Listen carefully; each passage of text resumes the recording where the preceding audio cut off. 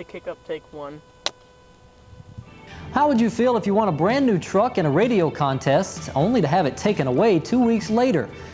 You know, how do you not have a story about a pickup truck and a field goal from 40 yards and not be able to tell that? That was way more valuable than a truck would ever be.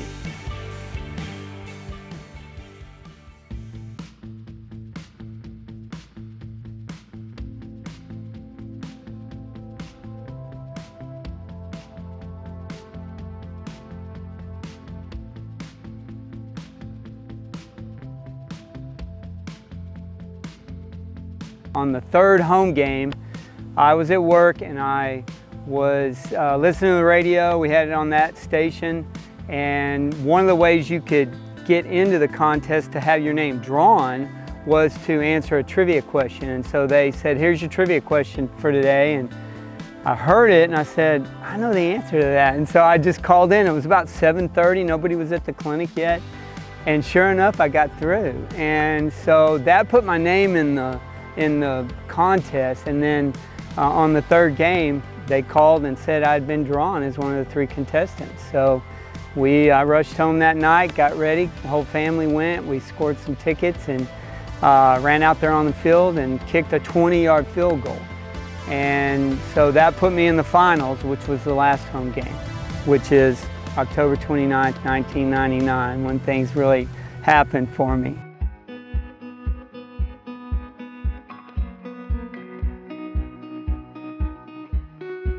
My kicking got worse and worse and worse as I practiced more and more, to the point where literally I looked awful. And that word got out. You know, some of the other kickers heard, because we all knew each other, and they heard I was kicking terrible. And so I was getting pretty nervous. So when Monday came, I started praying to God, literally, and my prayer was just simply, if you put me out there to try this big field goal, if it be your will, could you find favor and let me not just flub the kick? If you'd let me just at least get it down there a little ways, you know, I would love that, God. But it was so funny. I had been so nervous for 2 weeks, and the morning I woke up on Friday, there was never a bit of nerves in me, and not even once I knew I was kicking. The calmness was incredible because I hadn't experienced it the whole time I knew about it. And I remember I kicked it, and it was like one of those moments where just slow motion, you know, just I felt like my leg just went so slow, and I saw my foot up here near my face, and then I started to look up, and I saw the ball, and I could see it's going to the end zone. The spotter down there, his hands go up, and I just said, oh my gosh, I just kicked it and made it, and I've just won a truck. So, and then everything just went nuts. It was like, now all of a sudden fast forward everything, and everybody's going crazy, and they're slapping me, and people are picking me up, and the whole bit. So it was pretty cool.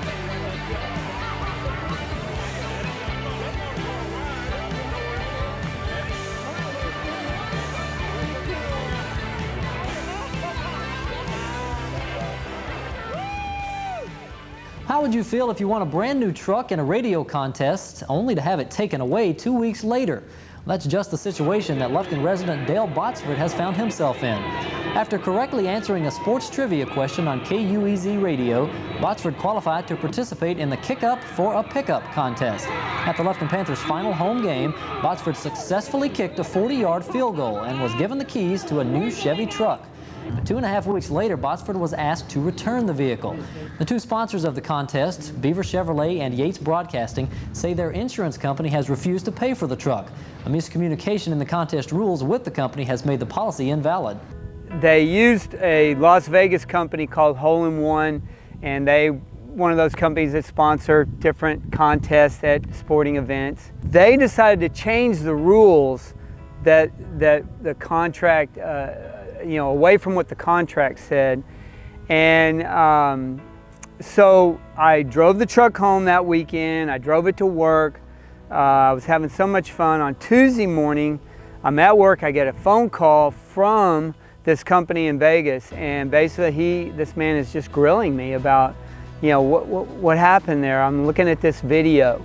Tell me about the contest, and I explained to him, I'd gotten into the contest with a 20-yard kick, and I knew I was going to kick the 40-yarder or had a chance at it. He's looking at my shoe, and I'm wearing athletic clothes, and he's like, "You didn't come out of the stands just at random, did you?" And I said, "No, sir." And so I said to him, I said, "This contest is being challenged, isn't it?" And he said, yeah, they didn't go by the contract." And I said, "Great." So I called the Chevrolet dealership because I was supposed to go in and get my title, which I didn't have. Well, they tell me, my spokesperson tells me I need to bring the truck in because they're having trouble. So I had to take the truck in that night, and so I didn't have it for weeks, and people were getting upset. I knew salespeople at the dealership. They were telling me their kids are getting hammered at school.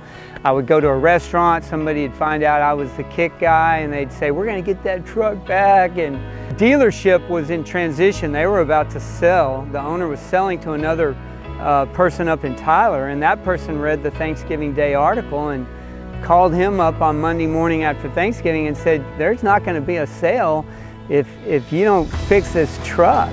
And so Tuesday morning I got a call from the dealership and said, "You're getting your truck back. Be ready on Wednesday." And sure enough, I went by after work on Wednesday, and again, the news was out there, both the paper and the TV, and I got back in that truck. And so we were back together finally.